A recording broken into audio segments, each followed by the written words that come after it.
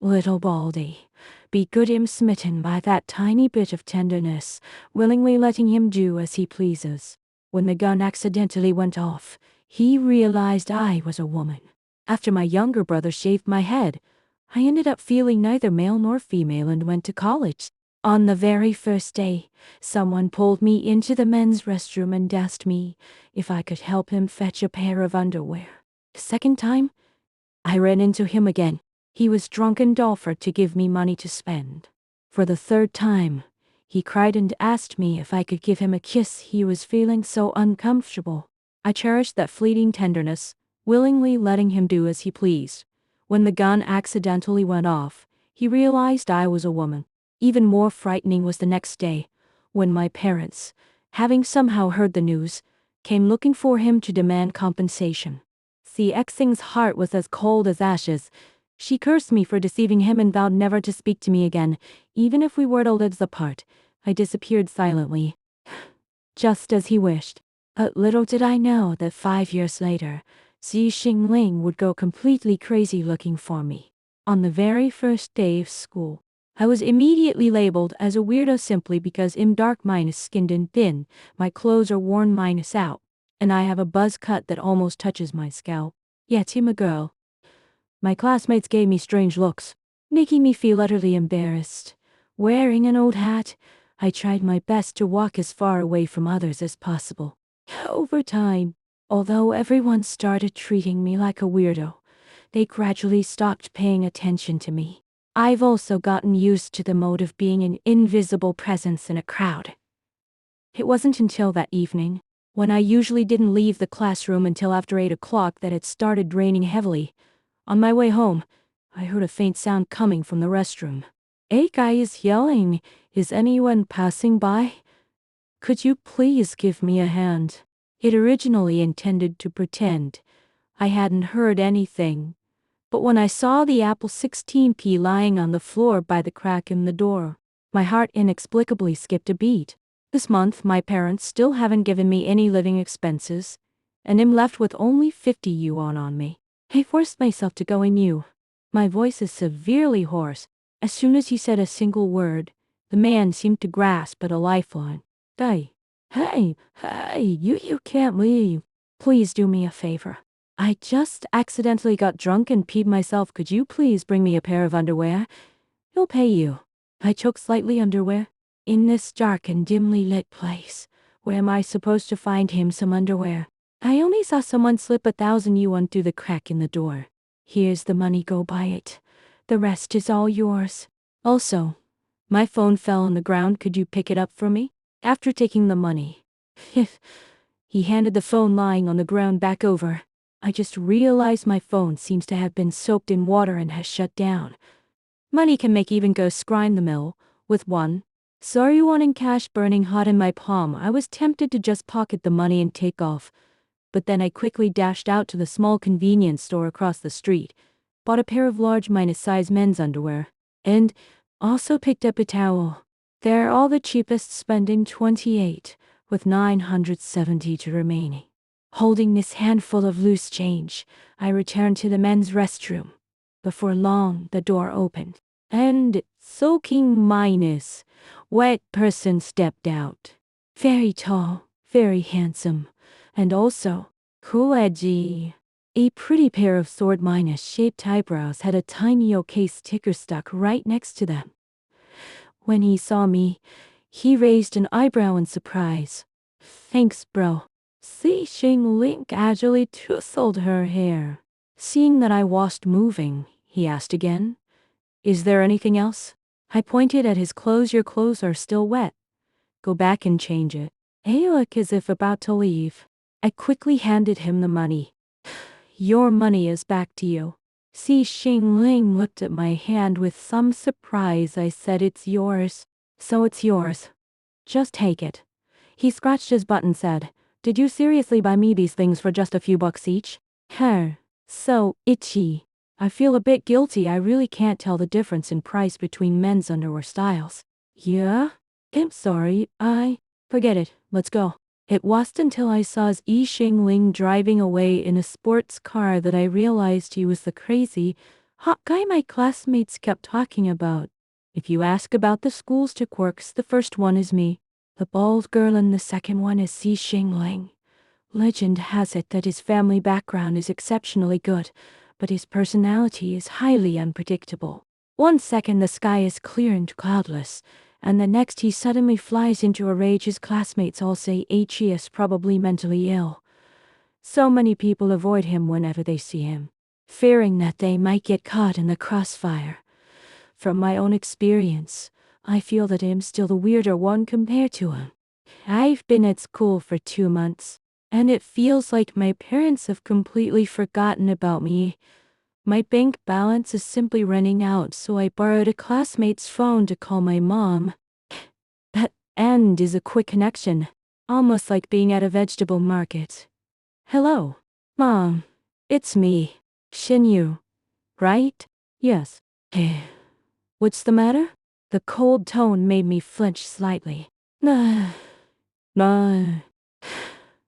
I don't have any living expenses left. Beep, beep. The call was disconnected. Before long, a text message arrived. The last time you made your younger brother angry, he still hasn't forgiven you. So you don't deserve to receive living expenses. Just because I ate the soggy potato chips my younger brother didn't want, he not only cut my hair to short but also forbade our family from giving me living expenses. I can't quite put my finger on how I feel, almost as if I've lived in a family like this for 20 years and have grown accustomed to it. Fortunately, I asked around last time. There's a Kate, Evie outside campus hiring servers. They'd even complained about serving drinks to customers before, and they were looking for a server who wouldn't attract much attention just then. They happened to take a liking to me. 5,000 per month, with night shifts from 10 p.m. to 3 a.m. The conditions are quite good. After confirming that my mom wouldn't give me living expenses, I contacted the manager and went to work that very evening. Then I met Xi Xingling. A large crowd had gathered around him apparently. They were all part of the same circle. One called him young master on the left, another on the right, and Xi Xingling just kept smiling at them. Those people, taking advantage of Xi Xingling's treat, ordered a lot of expensive wines. Xi Xingling didn't take a single sip, holding a cigarette in his mouth and squinting as he listened to their flattering words.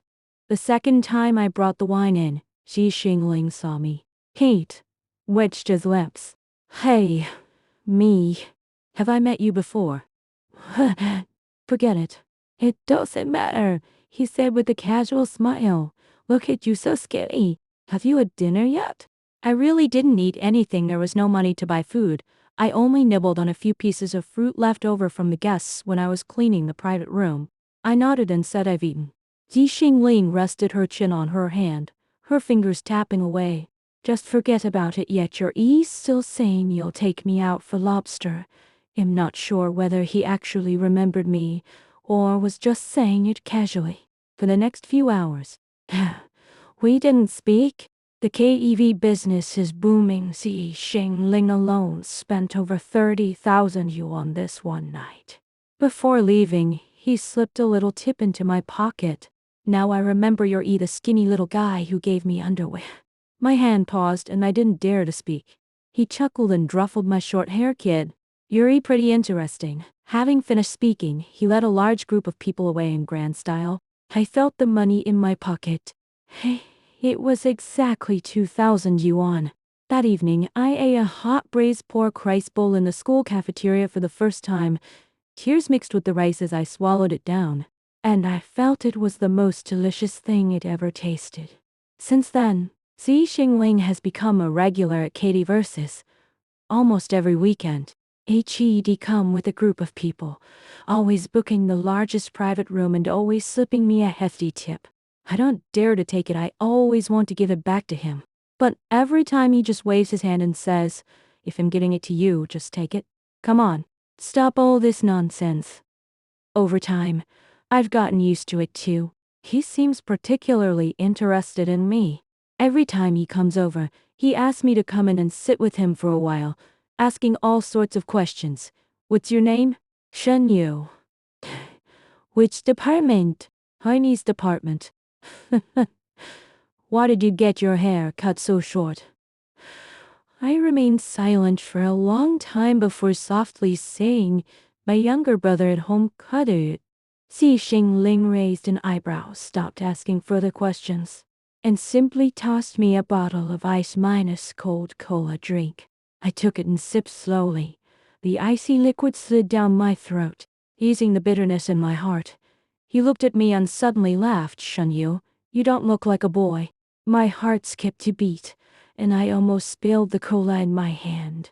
Hugh, don't be nervous, he waved his hand. I just think you're too well misbehaved. Like a little rabbit, I breathed a sigh of relief, lowered my head, and dared not look at him. His gaze was so intense, it felt as if it could burn right through me.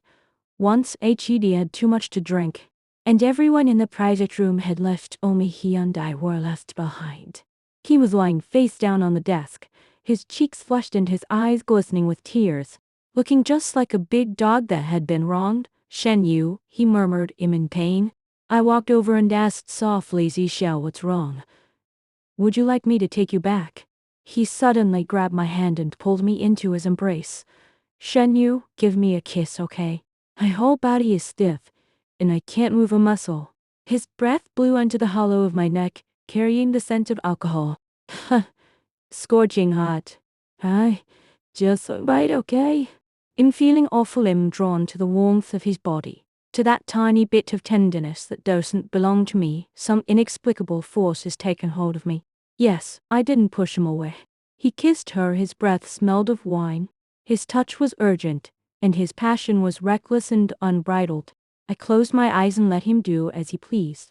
He suddenly froze as his hand reached into my clothes and touched the softness of my chest.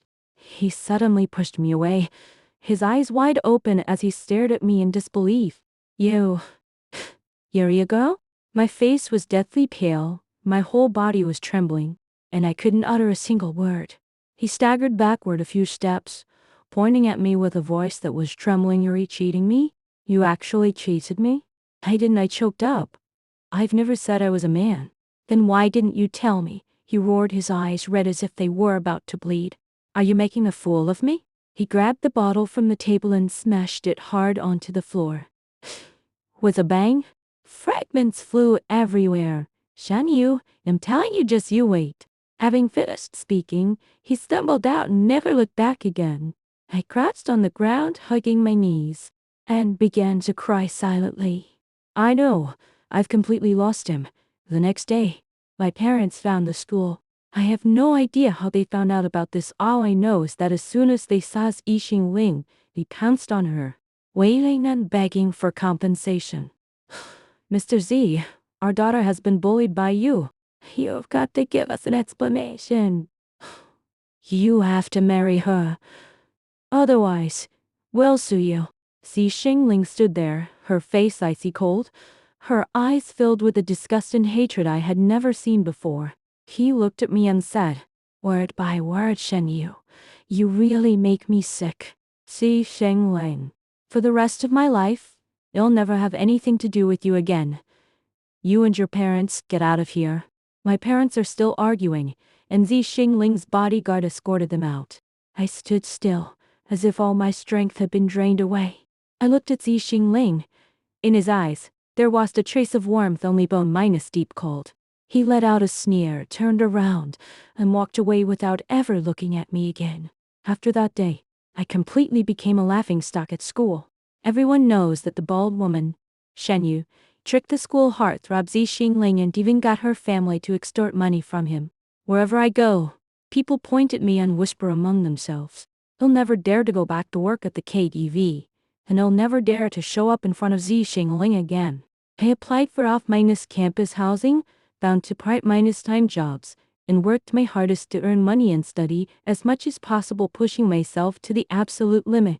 All just so I could graduate sooner and leave this place that's suffocating me. I thought that, for the rest of our lives, Xing Ling and I would never see each other again. I thought he'd completely forget about me. But I never imagined that 5 years later would reunite in this way. 5 years later, I became an editor, working at a medium-sized publishing house. Life has been peaceful and uneventful. I've cut my long hair and learned how to put on makeup. No longer that a weirdo who's dark-skinned and thin, sporting a shaved head. However, I've never been in a romantic relationship again. Xi Xingling's shadow is like a thorn, lodged deep in my heart, impossible to pull out, impossible to erase. That day, I went to attend an industry summit, and at the entrance of the venue, I spotted a familiar figure. Tall and handsome, dressed in a perfectly tailored suit. He exuded an aura that kept strangers at bay. It's Xi Xingling. After 5 years of not seeing each other, He changed a lot, shedding his youthful recklessness and cockiness, becoming more mature and steady, and also, oh dear, he also saw me. The moment our eyes met, time seemed to stand still. In his eyes, emotions I couldn't quite decipher were churning shock, anger, grievance, and the ecstatic joy of having lost and then regained something precious. He walked toward me step by step, each step feeling like he was stepping on my heart. "Shen Yu," he said, his voice hoarse, "I've been looking for you for 5 years." I shuddered all over, and tears immediately streamed down my face. "Xi Xingling, why did you just leave without a word?" He grabbed my wrist with such force that it almost crushed my bones. "Why did you just disappear? Do you know? I've been looking for you for 5 years. I searched the entire city, every single corner of it. I even went to your hometown, your school, and every single place you might have been. Why are you hiding from me?" I shook my head, tears streaming down my face. "I wasn't hiding from you. It was you who said we'd never speak to each other again until the day we die." "That was just a heated remark," he roared, his eyes red as if they were about to bleed. "Shen Yu, can't you see? That was just a heated remark. I'm mad at you for lying to me, mad that you didn't tell me you're a girl, and mad at myself for actually falling for a boy like you. I'm mad at myself after finding out you're a girl. I actually ended up loving you even more. My parents are asking you for compensation. I hate them so much. I hate them for driving you away. I hate myself for not being able to protect you. Shen Yu. I'm sorry. He held me tightly in his arms, as if cradling a precious treasure he once lost and now finally found again. Apologizing over and over again, I leaned into his arms and cried, until I couldn't hold it in anymore.